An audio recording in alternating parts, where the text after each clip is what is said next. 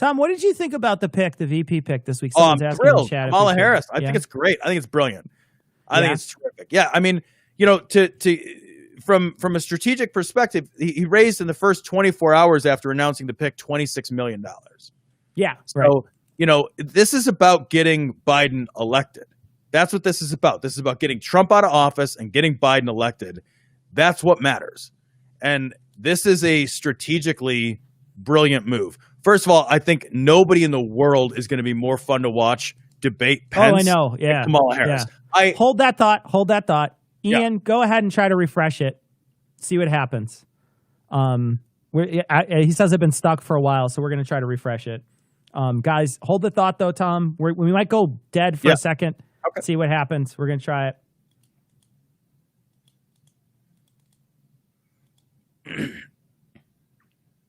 I may have to refresh, too, though. I don't know. We'll see. Okay. I don't have you. Tell me what you see. You don't have me at all? I just have me, yeah. It says you're in the show. Everyone can see and hear you. I can see me. I can see me, but I can't see. This is all in beta, guys, so that's the problem. Oh, it says for me to rejoin. I'll be back. Hold on. Okay.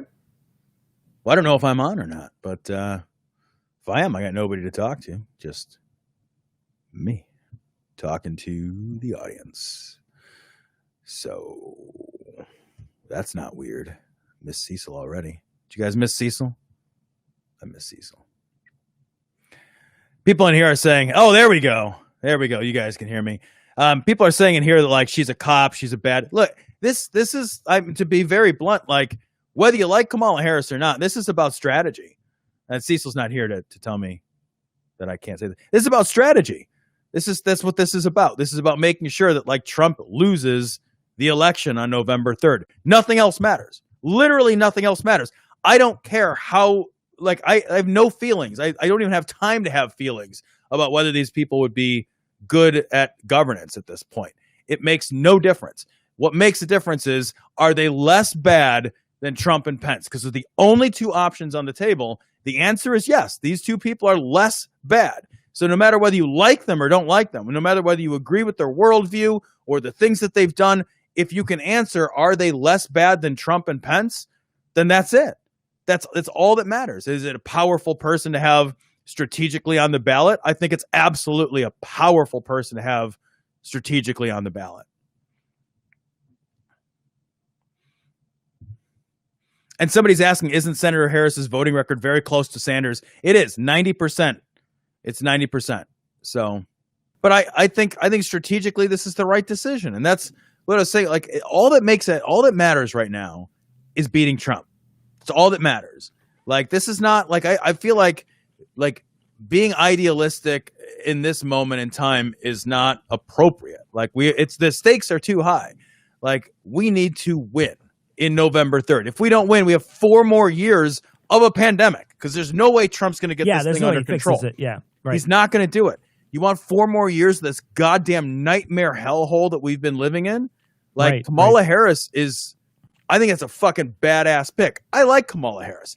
I think she voted with Sanders 90% of the time. She's more progressive than she's given credit for. So on a voting record standpoint, it's very true. That's very true. And a lot of 90% with Sanders. People don't give her credit for that. I think she'll destroy Pence in a debate, which will be amazing to watch. I can't even imagine the strength of that hard on. I think he genuinely has to wear nipple clamps if he debates her. He has to wear nipple clamps and a cock cage. If he doesn't do that, then I don't feel like it's a proper debate. I think he's going to have to do that. I will say this. She certainly wasn't my first pick for person on the stage, but I remember she placed pretty high between the two of us. Yeah. When we looked at our policies. And this was a while back when we first started looking at all the different people that were running. And she placed pretty high with both of us. But I will say, what a clever way to completely gut their entire platform of law and order by getting a former district attorney on your side.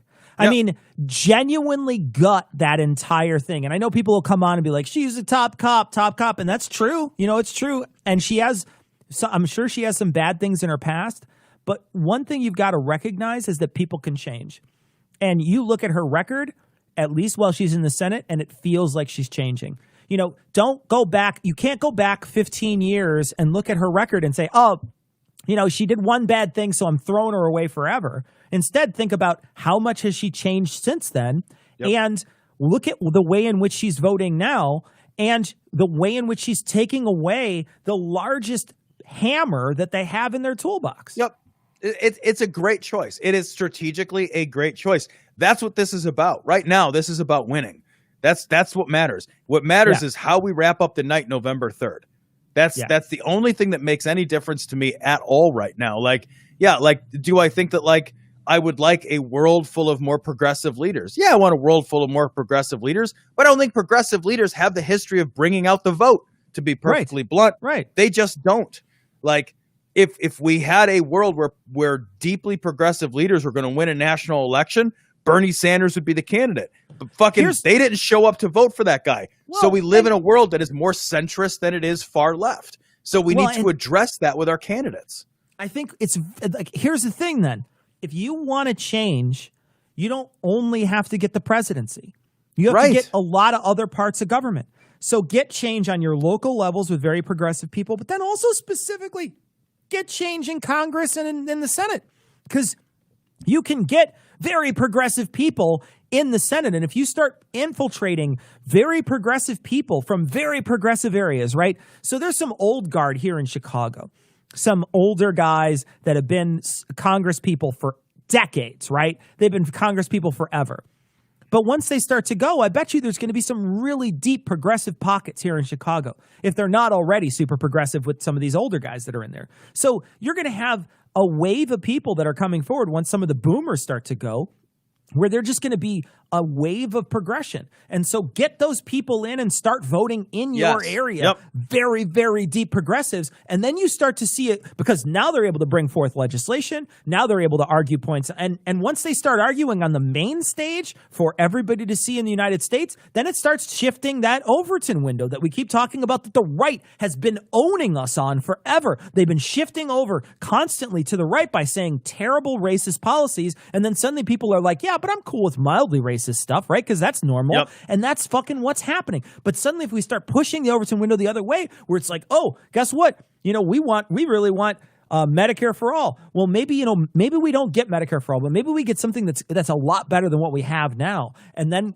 as time goes on, you get more and more progressive. And they're talking about the Gen Z, is that what they call it? I think. Yep. Mm-hmm. We're talking about Gen Z being a huge voting bloc come November 3rd. 23 million people will be in Gen Z and voting age on voting day this year. That's 23 million votes. And they're supposedly the most progressive people that we have in the voting roster. So make your statement. This is your opportunity, Gen Z, to go out there and show everybody how progressive this nation is. 23 million votes is a big fucking stick that you could hit people with.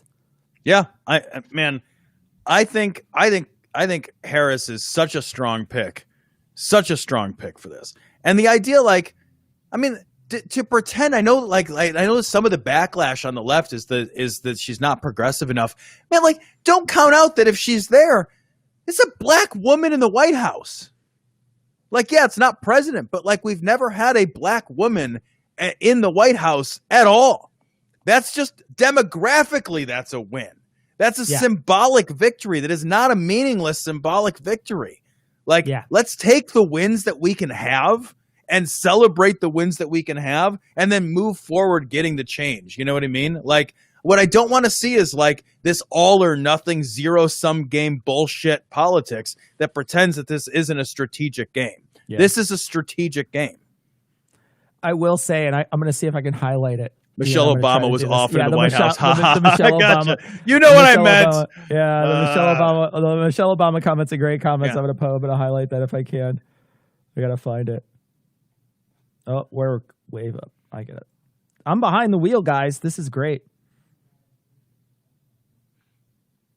There we go. Let's see if I can. There we go. I did it, guys. So good. So good. Yeah, man. I don't know. Like I said, she was not my first choice. She was certainly middle of the pack for me when she was running. But man, she has eviscerated people as a senator during all the Senate hearings, any Senate hearing that she's in, she's one of the great. people where her talking to fucking Brett Kavanaugh and saying, are there any laws that restrict the male body? And having him say that out loud is fucking amazing, right? Yeah. It's fucking amazing. So yeah. I'm also down. I think, I think that there's this push where everybody says, well, they're forgetting about the progressives. Well, don't let them forget about you, right? Like it's up to you. Like it's up to you to push the DNC farther left. And I know you can do it, and you can do it. The way you do it might not be the presidency right away. But I think if you do it locally and you do it with your Congress people, they're going to start to notice, and they're going to start to have to they're going to have to pay attention to you. And so that's going to be in your favor. So just keep pushing. The problem is everybody wants to just give up and say, well, I didn't get what I wanted right now, and now I'm giving up. And you're like, well, don't give up. I'm a far lefty too, man. That's what I mean by don't let the good be like the perfect be the enemy of the good. It's not a zero-sum transaction. It doesn't have to be. Yeah. Incremental changes still change. It's okay to not get everything that you want and not stomp your foot and be shitty about it.